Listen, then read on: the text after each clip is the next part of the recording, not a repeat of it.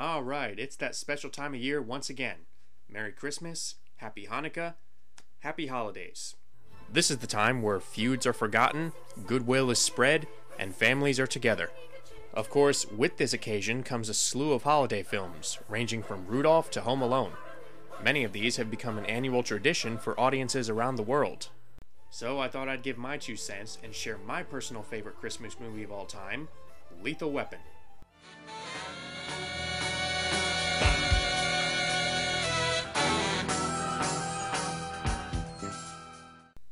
That's right, Lethal Weapon is my favorite Christmas movie. Lethal Weapon isn't a Christmas movie? Shut up, yes it is. Although I don't know what kind of a sick person that makes me. After all, this isn't exactly your typical holiday fare filled with joy. It's a hard R action flick chock full of foul language and vicious violence. But now we're getting ahead of ourselves. Let's start at the beginning. The story revolves around 2 cops.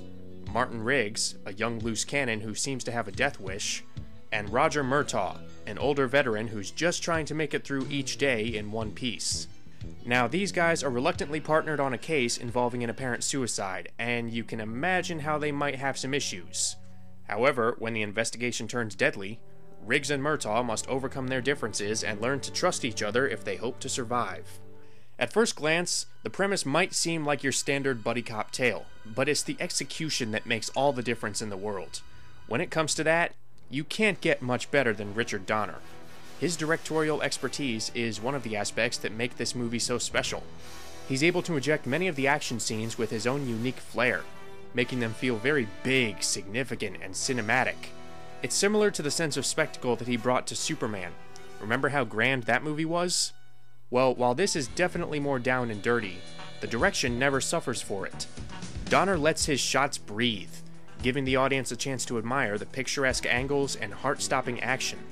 Every punch looks painful, every gunshot feels impactful, and it's made all the more complete when you factor in the music. Michael Kamen comes up with a score that mixes eeriness with stylishness, which works wonders for the atmosphere. In addition, Eric Clapton's guitar theme for Riggs is appropriately somber and suits the character well. The same can be said for David Sanborn's smooth saxophone approach to Murtaugh's theme. Speaking of these two, they complement each other perfectly, finding just the right balance between friendly and antagonistic. I suppose we have to register you as a lethal weapon. Hey, look, friend, let's just cut the shit. Now, we both know why I was transferred. Everybody thinks I'm suicidal, in which case I'm fucked and nobody wants to work with me. Or they think I'm faking to draw a psycho pension, in which case I'm fucked and nobody wants to work with me. Basically, I'm fucked. Guess what? What? I don't want to work with you. Hey, don't. Ain't got no choice. Looks like we both are fucked. Terrific. Hats off to Shane Black for writing such snappy dialogue and well-drawn characters. Of course, we shouldn't undersell the performances. Mel Gibson's distinctive charisma and eccentric magnetism are exceedingly entertaining, but he never loses sight of the tragic humanity behind it all. He never goes too far with the craziness, riding that fine line between passionate and cartoonish. Also great here is Danny Glover, managing to make his gruff intensity and sarcasm feel very natural by combining it with an over-the-hill relatability. It's easy to identify with Murtaugh. Every time he says his signature line, I'm too old for this shit. we really feel it. The chemistry between these two is the stuff of cinematic legend. The way that they play off of each other is so funny while at the same time so heartfelt. You definitely can sense a mutual respect that develops over the course of the story, which is made all the more meaningful given how different these characters are. On the opposite end of the moral spectrum, we have some fairly intimidating villains. Mitchell Ryan's cold arrogance and methodical menace make him pretty effective as General McAllister, but even he can't match Gary Busey as the psychopathic Joshua. For the most part, he maintains a creepily casual demeanor, but man, when he lashes out, Tell me, what day is it? What day? Goddamn Christmas! yeah.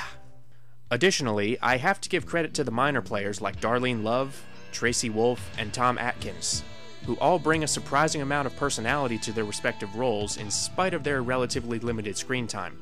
That leads me to my only real gripe with the movie. The supporting actors don't get quite as much to do as they probably deserve. However, this is perfectly understandable in the grand scheme of things. The primary narrative is about Riggs and Murtaugh. The other characters accomplish what they need to and are defined enough without being forced into scenes where they don't belong. Speaking of which, the story itself is very engrossing, serving up more than a few twists and turns to keep you on your toes.